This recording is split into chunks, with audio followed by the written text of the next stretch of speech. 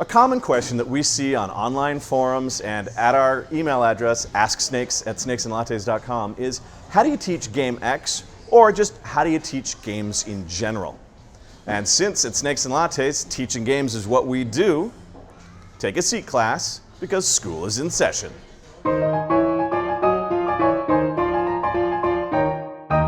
Contrary to what school administrators and standardized tests may have to say, there is no one right way to teach. That's just as true for English class as it is for teaching games.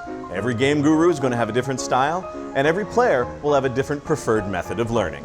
A good place to start is with the general premise of the game. Now, if the game's theme and mechanics have meshed well together, then talking about what the game is about is going to naturally segue into the victory condition.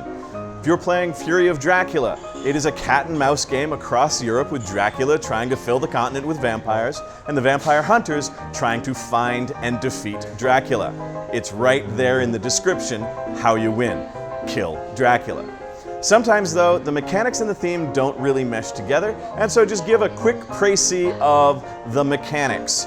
In Dominion, for example, every player starts with a crappy deck of cards. If your deck was a car, it would be a lemon, and your job is to turn it into a Ferrari.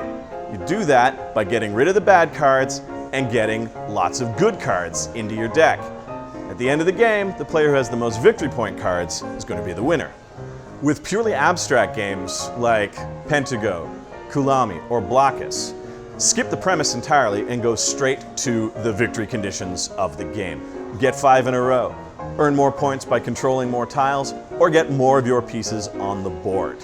It's that simple. Now, depending on the group's needs or the complexity of the game, some people are going to pick up these details very quickly, while others are going to need more hand-holding and explicit detail.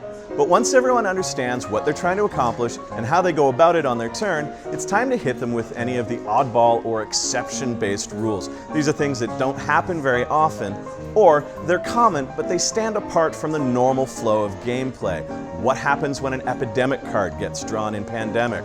Or what happens when you roll the robber in Settlers of Catan? Now, next time in part 2 of the Teachening, we'll talk about when it's a good idea to deviate from this general structure, and we'll give you some tips that you can apply to teaching any game in your collection. Until next time, game on!